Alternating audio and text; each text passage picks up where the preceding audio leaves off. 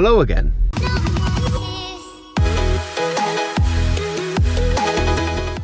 Hello again.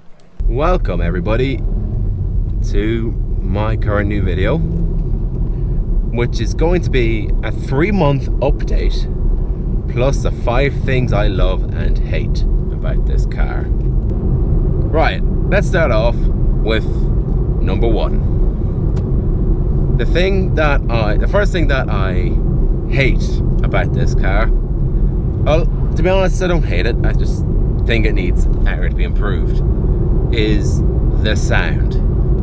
From stock, the Golf GTI, in my opinion, although it does sound pretty good, it's just a little bit too quiet. And not to mention you get a sound actuator. I'm actually just going to slow down a little bit here. This is an 80-kilometer zone, so I'm just going to, if you just listen carefully. That noise you heard, that noise you heard is not in fact the car at all, but a sound actuator, which I personally don't dislike. I actually think it does add experience to like a guilt-free drive. It's perfectly fine. Sure, the whole fakeness of it is definitely something that'll take a bit of getting used to, but over time, if you own one of these cars and you're going to keep stock exhaust, you'll probably go to like it, to be honest. But I'm going to play a little clip of what the car sounds stock.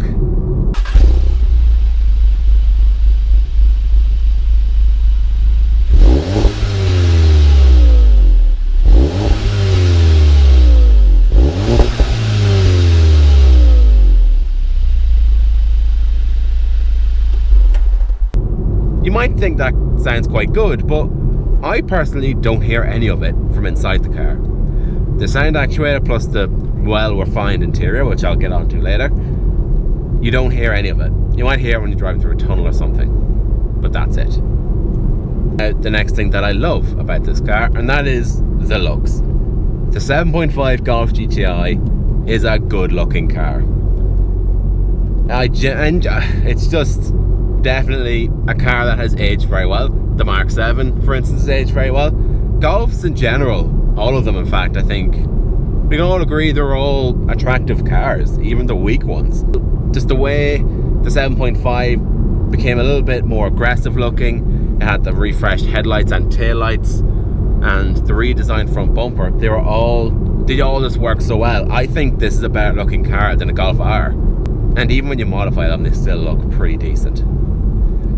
Now let's move on to another thing that I hate, and that is the driving aids. Now I also kind of like having the driving aids as well. I mean, I want to be safe. Like, I'm not driving like an idiot all the time, but I'm particularly critical of the front collision assist. And this isn't the only car that I've had issues with this.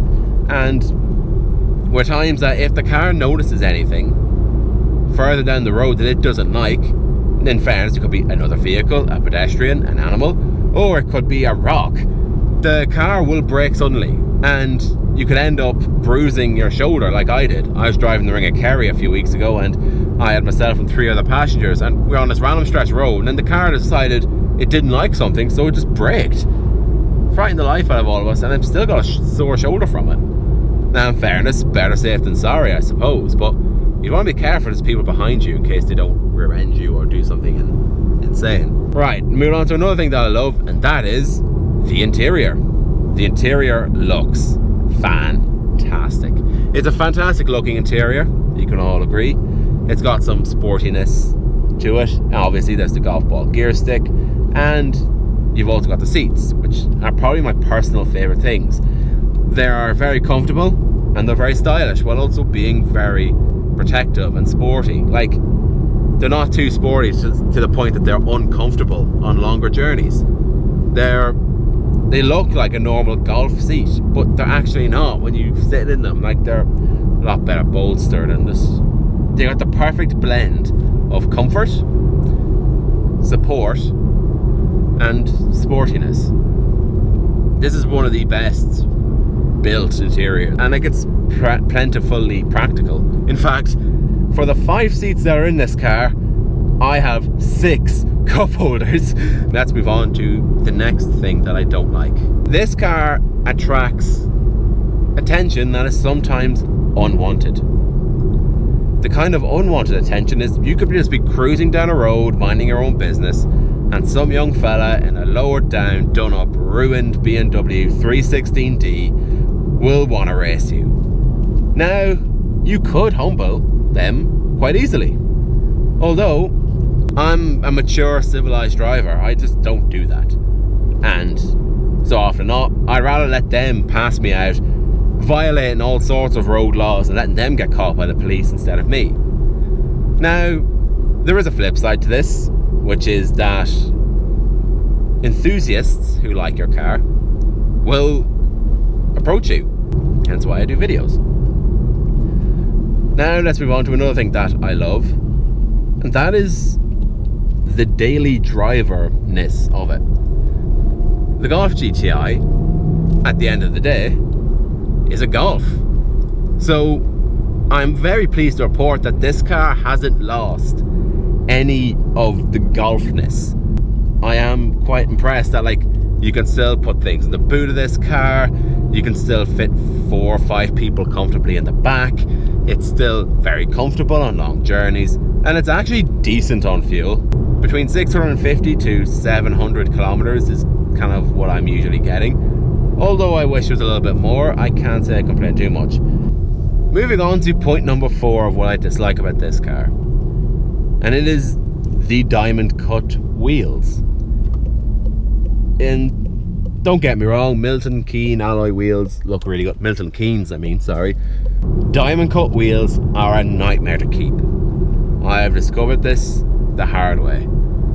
First of all, if you get a scratch or a chip on a normal alloy wheel painted, it'll leave a little scuff. Whereas with this, it will leave a hairline sort of cracks. When you see diamond cut wheels and have those white creaks and cracks lines in it, that's when you know that there's been a chip of some sort. When it comes to washing them, if there's a bit of dirt, you will need to use a certain type of sponge. Don't use a scouring pad unless you want to put a coat of compound or wax over it. In my opinion, although they look great, they are just too high maintenance. And another thing I love about this car is the engine. The EA888, which is neither near nor there apparently in terms of reliability or sound, is a great engine. I really like it. It shares both good performance and efficiency.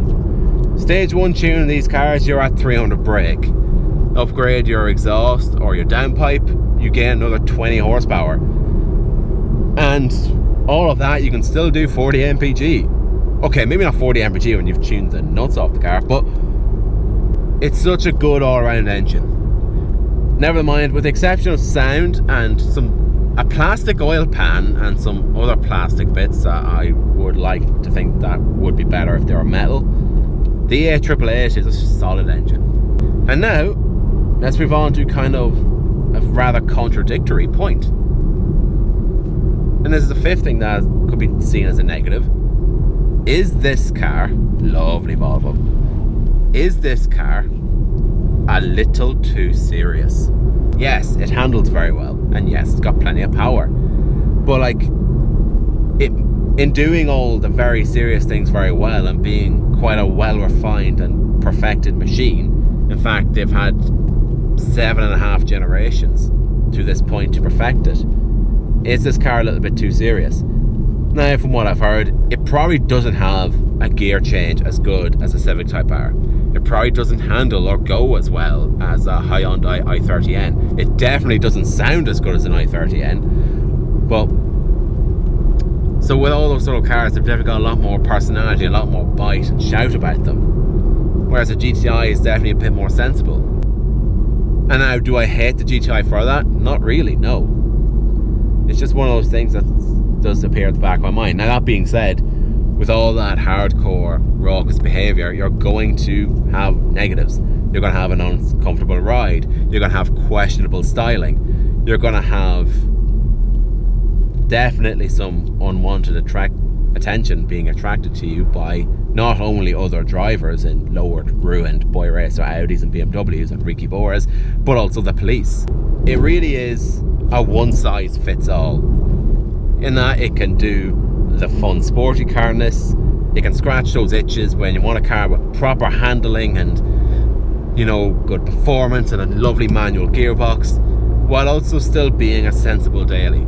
If you've only got room for one car, this is it. Because, like I said earlier on, it's a Golf at the end of the day, with some red stripes on it and a big shouty engine. But for those occasions when you don't want to drive it like a Golf, and you have a wee open road like I do now, you can drive it like a hoon, while being well behaved, of course. And just, it will make you realise why you love driving and why you love cars, while also still being that sensible hatchback.